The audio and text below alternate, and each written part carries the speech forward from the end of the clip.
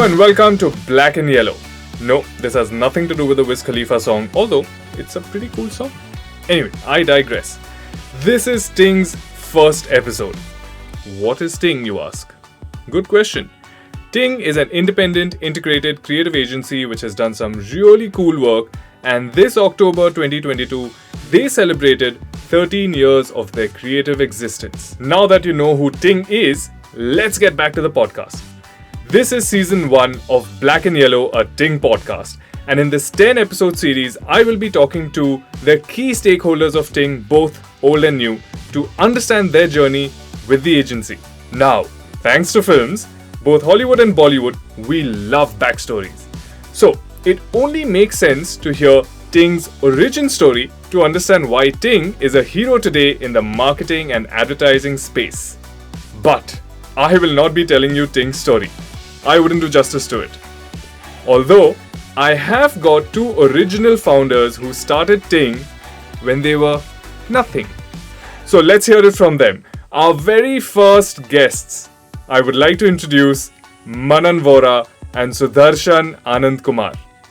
Black and Yellow, a Ting podcast, is hosted by me, Nadir Kanthawala. I head the growth division at Ting. Well, let's dive in. Manan, Sudarshan, it is so great to have you guys. First episode of Ting, Black and Yellow, a Ting podcast. I think after months and months of deliberation, thinking, conversations, and we're finally here. We actually did this in 2 days. Yeah, it's so funny, and sometimes things just happen. You deliberate, but when it has to happen, it happens. And I remember coming to your desk and telling you, okay, so let's start a podcast. And you're like, okay, fine, just give me 2 hours and I'll send it to you. And you sent me the document and fast enough to book the mic on Amazon, and here we are. Right? It's so fascinating, and I'm so happy that our podcast is finally live. We've heard so many podcasts of so many different companies and different people, but it's finally good to see something by Ting on a streaming platform. Sudarshan, it's great to have you two. I mean, the two original founders on Ting podcast, and you obviously have a far better understanding of entertainment. So, what do you think about this podcast? So I think it's damn exciting. To be very honest, the whole platform, at least for us, I see this as the most beautiful storytelling platform. Of course, yes, this is simply audio, and audio is a format that I love a lot. And now that we'll be able to share our stories, our experiences, our journey so far with this, with the people, with the world, and it's for us, for us as well, and it's for posterity. So I think it's a great start, and podcast, I think, is a great medium for us to get through a lot of people as well. So yeah, I'm absolutely excited. Fantastic. This episode, the first episode, the reason why we all decided to do this is because I think people should hear and understand Ting's story. Right, it's extremely fascinating from a number perspective, from a struggle perspective. Not that people don't struggle, in their lives, in their businesses, or whatever it is, but I think the journey that we have and the milestones that Manan keeps talking about on a regular basis, and I kept thinking that Manan has a story for everything, and it's just it makes you ponder, it makes you smile, it makes you laugh, and this is something that we need to share with everyone, whether it's the advertising fraternity or not. So the peg of this episode is Ting, its roots, and, well, I guess the future of Ting. So, Manan, Sudarshan, first up, right? Um, in very simple terms, let's go way back, right? Considering the fact that we've completed 13 years, especially for you guys, right? Like two birthdays, your original birthday and the Ting birthday. But let's go back to that day. Where did you guys meet? Were you all always friends? Were you all like childhood buddies, or okay, hum saath mein kuch karenge, or was there a specific moment that like, aha, Ting? So, funny story, but the name Ting is was always registered with Sudarshan, with Sudi, and his friend Nishant, who's a genius. He's doing very well for himself. He came up with the name Ting, and they had this. They done a few projects with Ting as the company name. It was not registered, but it was a name that their group had. And Sudi came to Mica in Ahmedabad with Ting, as a feather in his cap. And it was very fascinating for me because 2008, 21 years old, and he's like, dude, we've done this and we've done that, and he showed me some pictures of a fashion show he had done for a company. And I'm like, wow, that's amazing, right? That's like 21, you've achieved this. And uh, we're all struggling to make pocket money at that point in time, and he had his own firm making money, etc. So all of Micah, Ting was there. He had plans of going back and starting Ting again, but it was not so concrete. I had no plans. I wanted to work, in an agency, either in Mumbai or Kolkata, and I happened to get a job in Web Chutney in 2009, right? And lot of persistence and lot of emailing finally got me an interview. And Meghna, who's my mentor there, and she's still in touch with me. She gave me an opportunity, even in spite of my copy test being very, very average. And Web Chutney happened, and Sudi got into Ogilvy and then JWT. He was an account servicing person there. Um, and then we just happened to meet for a holiday, right? He booked an entire trip for us down south, and all of us went. So I was there, Sudi was there, and that's when we were like just talking about, we should do this here, and we should start an agency here, and there's so much potential, and it's so fun, so much excitement is there. And Sudi happened to pitch this idea to me, saying that, dude, let's do Ting. And we were stranded on a highway. We had a flat tire, and Sudi is like, dude, let's do Ting. And I'm like, okay, there's a reflex, let's do, yeah, let's do. So he's like, I'll go back to Chennai, and I said, I'll stay in Bombay. I don't want to go back to Calcutta. I'll stay in Bombay, and I have an office, out here, which is lying empty. We'll use that. And it was a reflex, right? And there was no thought put into it. Raki was sitting in the same car, and we happened to ask her that, will you, join Ting as a designer? And she said, okay, done, yeah, I'll do. And that's how it all started, right? It was like, I mean, when you think back, the biggest decision in the last decade that we've taken happened in like 5 minutes. And it happened at the blink of an eye. And then that's it. We just got back and came home. I told my dad we're starting Ting, and he thought I'd lost my marbles, and he's like, what are you doing? What are you saying? And but I said, no, I want to do this. I want to start Ting with Sudi. We're going to be three partners: Sudi, Shruti, and me, and we're going to use your office in Bombay. So yeah, that's pretty much the story of Ting, right? It just happened in a blink of a second. There was no thought, there was no sort of contemplation, there was no business plan, there was no let's sit over coffee and let's go to Starbucks and sit and discuss. It was just one person asking the other, let's do Ting, and the other person saying, let's do it, right? Because uh, uh, I think at the core of Ting, and there's a much bigger and this much bigger conversation. I think all of us should be there to discuss this. But at the core of Ting is always great friendship and love, and that is what precedes everything that we do at Ting as well, right? And that is what happened that day as well, right? That he said, "Let's do Ting," and I said, "Yes, let's do."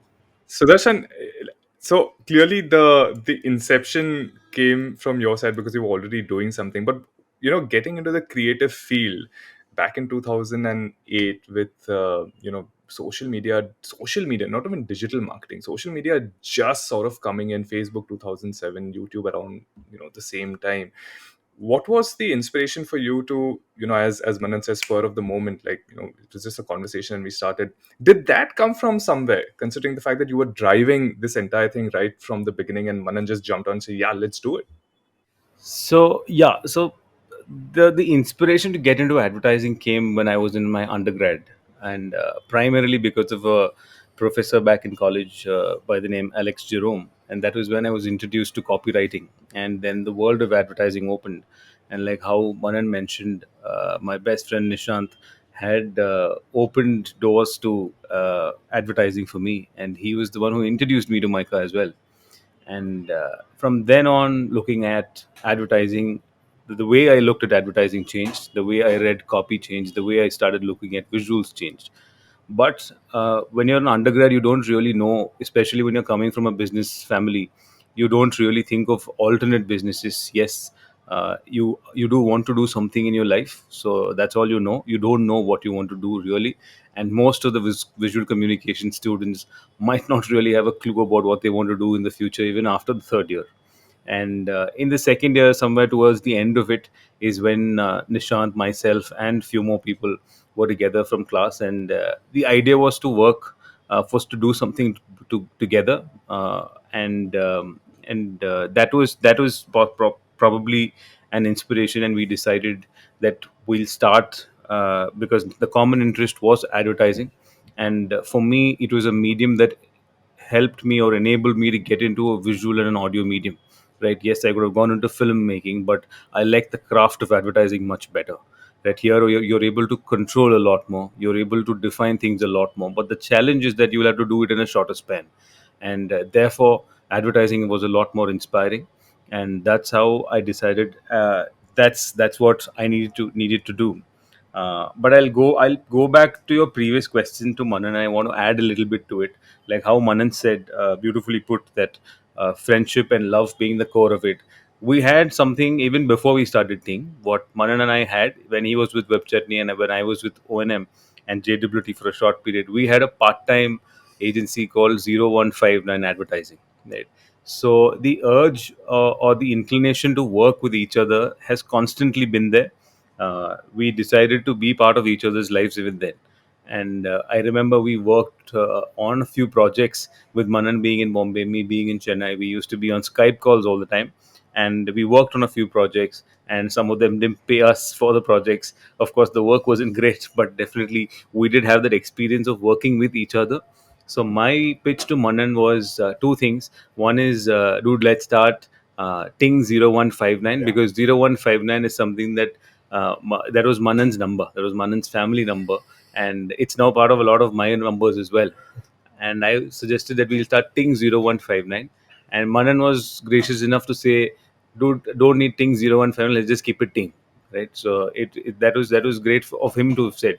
And my other thing was Shruti has to be a part of it, because that is something that we had discussed in college. And Shruti and myself and Manan being part of something that was already something that was set on stone, and we had decided that when we were kids. So these were the two things, and Manan, before I could bat an eyelid, said, "Let's do it, dude." And that's how that part of it happened, and the rest is here for us to discuss more. This is so fascinating, right? Because in today's day and age of entrepreneurship and startup culture and people getting millions and millions of dollars, right? You're constantly thinking, man, they must have made such plans, and they must have put in so much research and so many years to reach that point. But yeah, it can just start anywhere. Today, Ting is a successful independent integrated agency, and the beginnings were so humble, right? So tomorrow, if somebody, or even today, if somebody is thinking of starting off something, they don't need to come up with these grand plans. And yeah, it just starts like that. I think friendship is so important. Once you have the right partners on board, you can start off. Now that we know where the beginnings of Ting, right? I think that was the easy part, right? Okay, let's start something. But now things start getting difficult, right? In terms of business and clients. Did you guys have a service in mind that you're thinking that, okay, we are an advertising agency, or we hope to be an advertising agency back in 2008? What were the services that you all were thinking to offer? Did you know that what the other big agencies were doing, so against them, let's try and give something? Where did that start off? And in fact, what were you all thinking in terms of, okay, what will Ting offer as an agency? Yeah, so obviously we wanted to get in the creative space always, right? And being a creative agency, we were not going to get into chartered accountancy or bookkeeping or any of that. But that said, we didn't have any baggages on ourselves. We were rank freshers, literally nobody's in the world. We had no experience, so we didn't have any sort of inhibition that we can't do this and we will only do this. We took up anything that came our way, right? So I remember the first creative that we made was for a client in Chennai called Sheetal Giftalia, and there was a board that had to be designed outside of their office, of their store, and I think we charged not more than 5,000 rupees for that. uh, and we took it up, right, and we got it done. Then I was from Web Chutney, so when I left they gave me some sort of moderation work to be done on the website for one of their clients, and it was like a contract sort of a thing, which I said let's do it because it'll help me pay my bills, electricity and salary bills for the next 6 months. Why not, right? That had nothing to do with creativity, and I was happy to do it 2 hours a day or 3 hours a day, and I was moderating their website and making some money. So while creative was always the focus, that we will be a creative agency, so branding, print, there was no social media that back then. It was not. It had not caught on to that extent. There was no website because we are still in the BlackBerry era. So there were no mobile phones. There was no iPhone. Websites were there, but they were just like single pager websites without any scroll. And there was no video. There was no YouTube or any of that. So it was a very different time, right? So we obviously did start with just branding, websites, um, uh, uh, you know, brochures and print ads, etc. But we took up anything and everything that came our way, right? We never said no for anything, and I think that's one of the things that has stayed with us till date. Where if a client comes for an inquiry, we just say yes. We'll figure it out, right? If we have to do a 360-degree photo shoot, uh, we've never done it before, but we'll figure it out, right? How hard is it to figure? We'll figure it out as we go. If you have to do a podcast today, we'll figure it out, right? We'll get the right people and we'll get it done, but let's do it, right? So I think that attitude has always stayed with all of the four of us. And it's always been like, let's do this, like, let's get it done. Because we don't have any sort of baggage with us that no, we are only in print and we are only doing branding and we only want to be a niche branding studio. No, we want to do creative work. Yeah, don't tell us to tally your balance sheet, but everything else we can do. So Darshan, it's so interesting to see that Ting has such a massive workforce in Chennai, right? Which in the creative field is a bit of a rarity, considering that you have your prime locations like Mumbai, Delhi, Bengaluru as the hubs, right? But back then, to say that okay, no, we'll have two shops. We'll have one in Chennai, we'll have one in Mumbai, and we'll simultaneously start. And after 13 years, right, it's clearly a massive success. Was that deliberate, or was it just convenience that because you were based out of Chennai? What was the thinking there? So, I'm originally not from Chennai, right? And Manan is also originally not from Bombay. It's just sheer coincidence that we ended up coming to two cities where uh, we decided to stay, and both are culturally, like you said, are very different cities. And I already had a family in Chennai, so therefore I looked, and my office was the ground floor of my house. Therefore, it was easier for us to start there. While we had Manan's the dad's office in Bombay, for us the setup in Chennai was ready. The setup in Bombay was ready, and two cities versus one always sounds better, right? Two is always better than one, and why not speak to two different audiences? Why not work with two different types of people? We can get business in Chennai, we can get business in Bombay. While Manan's here to hold fort, I am there to hold fort. So more the merrier. And therefore, starting in two cities was not something that was strategic and thought through. Our bases were there, and we decided that catering to two types of audiences would be much better than catering to one. So, in the scheme of things, I don't know how it would have turned out if I also landed up in Bombay, Bombay being the hub of it.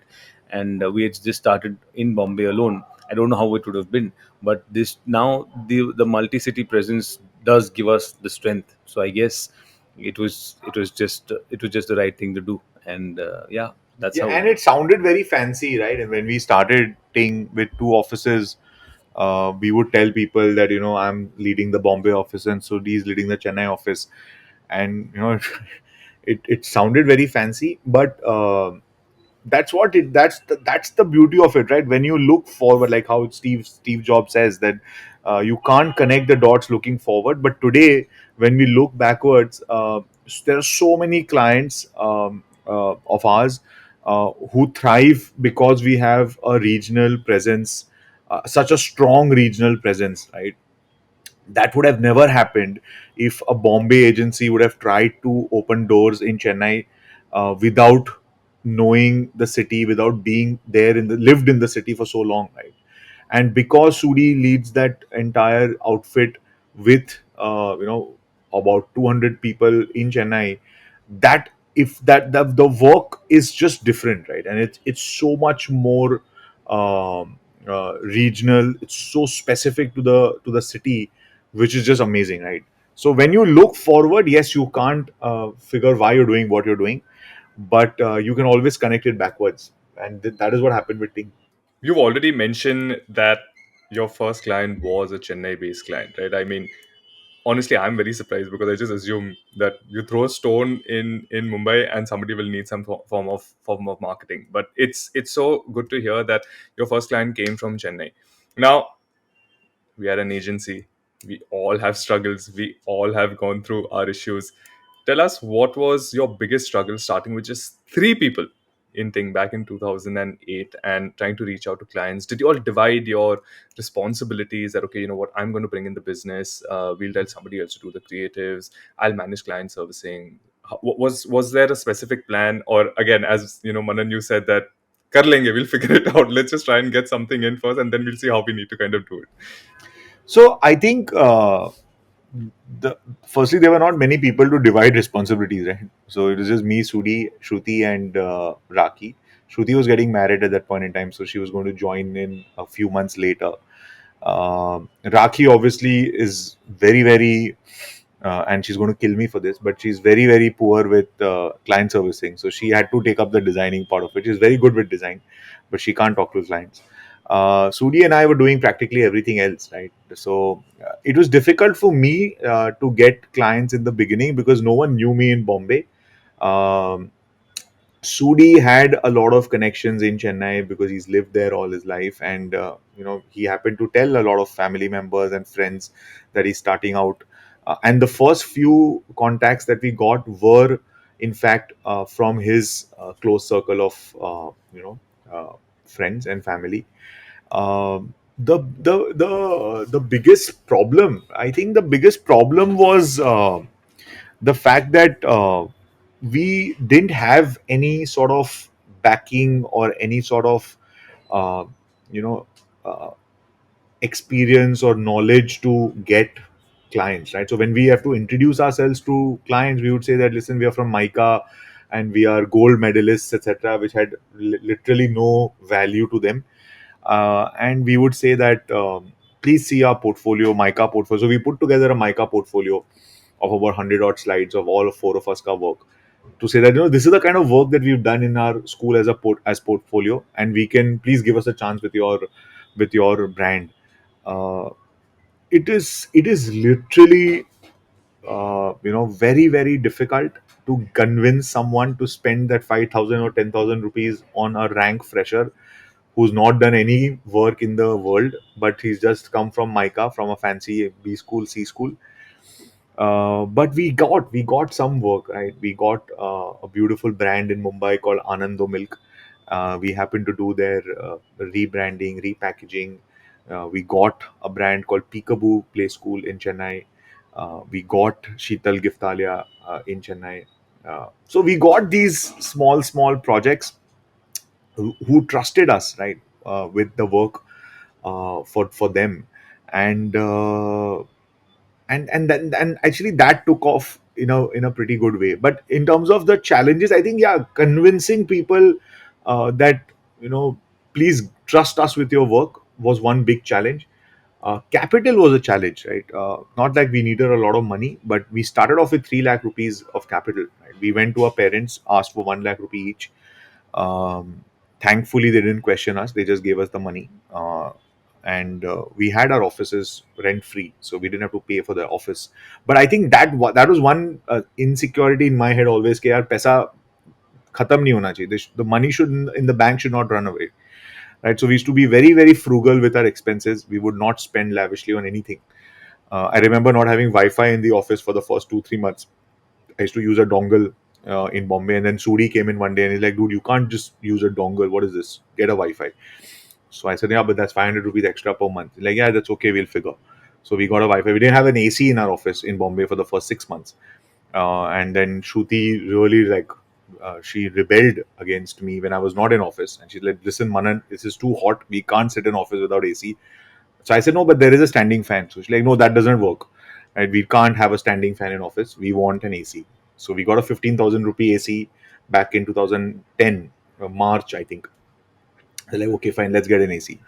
So I think, yeah, that was one challenge, that we were always very less on capital, and we didn't have a swanky office. We didn't have lots of iMacs and MacBook Pros and iPads on our tables at that point in time. And we didn't have the experience to convince clients with a lot of authority. Like today, when we go to and meet a client and say that, "Listen, we are Ting and we've done so much work, and these are the clients we have," it's at least that the convincing is easier. That time it was really really difficult. uh, and we didn't have any inquiries. Hello, today we have inquiries. Touchwood, we have inquiries every day. That time we had no inquiries, so we used to call people and say that, "Hello, sir, I'm from Ting. Do you need any branding services? Do you need any social medias?" I've done cold calling. Like I've literally done cold calling. I've gone to people's offices, sat there. "Please give us some work," and they would say that, "अच्छा ठीक है, एक slogan लिख के लाओ." So I'm like, "But slogan में क्या लिखने का है?" So like, "That you figure on your own and tell me what you'll do." So that is one big challenge. Yeah? To get business is one biggest challenge, I think, for any startup, for any company. uh, you know Getting inquiries, getting leads is a big problem. And that thing also faced that, right, for the longest time. But we were like, gracious, and we were like, not gracious, we were happy enough and lucky enough to get a few leads in the beginning. And then the word of mouth started spreading, right? So once those clients worked with us, they referred to their clients, to their friends, and got us more work. Like how Manan said, there was we had our friends and family, some of them who would trust us and give us those identity projects, brochure projects. Still remember working on brochures and identities and banners and signages for 1,500 bucks. We've done a classified ad for 1,500 rupees. We've done a board signage board for 5,000 rupees and 3,500 rupees. And these are all people who wanted us to do well. They definitely saw something where they decided, okay, let us try working with these kids and see if they're able to add some sort of value or give it some sort of a shape and visual that they're expecting, which we did. But like how Manan mentioned, it wasn't easy convincing anybody to give us work. And when things got serious, after the first 6 months, 7 months, when Manan and I used to be on Skype literally every day for hours together, making a list of the categories of businesses that we wanted to go after. And we were innocent enough to believe that a cold call would get us an appointment or a time to meet the business heads or the decision makers there. But none of that happened. So we were literally spending hours together thinking who we can speak to, how we can go about things. And I still have the emails with me where I've said greetings from Ting and introducing ourselves and the kind of work that we had done. It was literally nothing, right? In the scheme of things, if you're speaking to clients who are media conglomerates or say corporate giants who we are currently working with, we used to approach them even then. The funny thing is, we had the I don't know if it's attitude, or if it's just that belief that we approached the biggest of brands even then, and we wanted to work with them. So we stopped at nothing. We tried knocking all doors possible, and we tried speaking to everyone possible and wherever possible. And one of our biggest clients we converted when we started was a client we met in a restaurant, ended up taking a business card, though they were known to us. The business card, and then we took the business card, followed up for about 10 months, and that's after 10 months is when we were able to convert or get that client. And yeah, so that's it. That was a really challenging time. Yeah. You have Ting, there's no work, there are no clients, there's little to no capital, there's no AC. I think that's a big problem there. Did you guys have a cutoff that, okay, you know what, let's continue this, because you all had loads and loads of energy and attitude, and no, let's do it. But was there a cutoff? I think it's a realistic understanding at that point that we can't keep doing this forever and not see results. Was there a cutoff that, okay, guys, we need to give ourselves 6 to 8 months? If it doesn't work, we fold, or whatever, change in plan. Was there mentally ever a cutoff date for you all? Did you all discuss it amongst yourselves that, okay, that's it, this is our threshold, beyond that we'll have to change our plans, or we just wrap? Manan?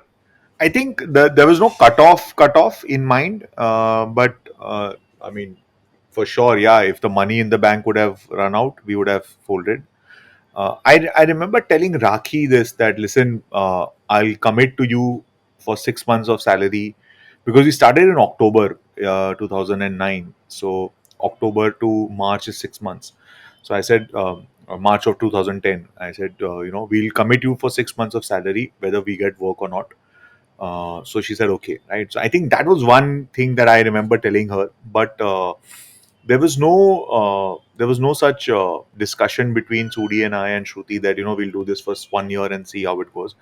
But yeah, I mean, if after 6 months of being existing, if we had not got any work, or if there was all the money in the bank had wiped off, we would have folded. I don't know if I would have gone back to my dad to ask him for another lakh, 2 lakhs. He would have given it very happily, but I don't know if I had it in me to go back and ask him for more money. Uh, and this is a trivia. There's a fun fact, right? The three of us have just taken 1 lakh each from our parents uh, once in our entire life of Ting. That is when we started, and we've never gone back and asked for more money. Yeah, obviously we've asked for an iPhone on Diwali, and we've asked for a swanky iPad on Holi, but we've never asked for money or funding in the company. Whatever we've built today is on that on the back of those 3 lakhs that we started, um, and it is just that, right? So yeah, I mean, no cutoff date in mind, but I remember telling Rakhi for sure that I'm going to commit to you for 6 months, and she was very very kind enough to say that yeah, let's do it. And yeah, that was pretty much the cutoff, maybe. Sudarshan, you want to add anything to this? No, it's pretty much the same. So I don't think we had a cutoff like that as any date, but definitely yes. Like we were able to uh, pay salaries. We were able to pay our bills, which was for that internet and for the electricity back then. So therefore, anything that supported it was good enough. We didn't look at really taking money out of the business. We didn't want it to support our expenses and all of it in the beginning. So therefore, the dependency on the business was for it to survive by itself, which I think we were able to pull through very easily. And yes, coming from business backgrounds, especially all three of us, right, Manan, myself, and Shruti, came from families with different businesses, and for them, it was more like, see how it's going. If it's not working, come back. And I remember the story of Shruti asking for the capital from her dad, and she said he thought it was 1 crore that she was asking for. Like, are you sure it's 1 lakh or 1 crore? And she said, no, Papa, it's only 1 lakh that I'm asking you for. Yes, for us at that time, it 1 lakh was, as kids who were getting into business, was big, but it didn't seem like the capital was enough to start any business at that time. Of course, we did have our offices, we didn't have those rents to pay, but that is the small capital with which we survived, we sustained, and then we built the entire business on. And today, even today, when you look back at our partnership deeds, it still says the capital is that. And it's great that we've been able to build it on the initial funding that we received. And we owe it to our parents to have believed in us, and definitely have invested in us as well. They were the first investors then. It's so nice to hear that everyone has seen these struggle periods, because that's what great businesses are ultimately built on, irrespective of the background, right? It's your effort, it's your time, it's your vision, that needs to kind of come out. And it doesn't really matter, where you all come from a family standing, or whether it's privilege or not. But what was that turning point that you all were convinced, okay, that's it, we are in the long haul now, this is great? What is that one big turning point? Did it come 6 months later? Did it come 6 years later? What was that big turning point where you all got together again and said, okay, I think we can make it big, and Ting is here to stay and really compete with the big boys and girls? It wasn't like a movie that you're in the climax, you're getting a big project, and you're like, okay, I'm not going to shut down my shutters. um, I think gradually, once the work started coming in, we started getting slightly bigger projects, bigger clients, um, and the team also started increasing, right? From one employee to 4 to 5 to 8. We got a bigger office in Bombay in 2013. We went to about 20 people, and I think that's when things in Chennai, we had people, I think about 4 or 5, 3 people in Chennai. I think somewhere that started telling us that there is something here. It is going to become, if we just do it properly and do it nicely, we might be able to do it well. And more importantly, I think we were starting to have a lot of fun at work, right? It was not at all boring. It was very, very fun, right? Getting new clients, new branding projects, showing now. And luckily, 3 4 years 3 years down the line, we didn't have to showcase our mica portfolios anymore. We had enough ting work that we ditched our mica portfolios and we started showing ting work. Also, when you have like 20 people with you, 21 people with you, 22 people with you, you're like, इसको बढ़ाते, उसको और अच्छा बनाते, इसको और बड़ा बनाते, यहाँ पे नहीं रुकते, right? That, I think that was one feeling we used to always have. And yeah, like I said, we started getting bigger clients. So I think Smash entered our life in 2012, and we were completely newbies and very, very not adept at working, with a client of such a big level. And we took them on. And once Smash came in and the other clients came in, it became like a fun ride. And fun fact, right? Again, fun fact. Every Diwali, I go to Calcutta to spend Diwali with my parents, and there is a evening session with my brother and my father, where we, have a drink. Every Diwali, when we started Ting from 2009, 10, 11, 12, he used to ask me that, "Are you sure you want to do this? You still want to come back to our business?" So I said, "No, give me 5 years." Dharmesh should also say this, my brother, that, give him 5 years. Don't ask him. And I think the point that you are saying, when is it that this is going to go big? I think the day my dad stopped asking me that, "Are you sure you want to come back to Calcutta?" He stopped asking me that. I think that from that day onwards, I started feeling that, abhi yahi hai. Matlab, this is it. I'm not going to do anything else. And I think, yeah, that sort of a feeling that, you're doing it well. You're getting clients, you're getting money, you're building this, you're moving from Vidya Vihar to Opera House.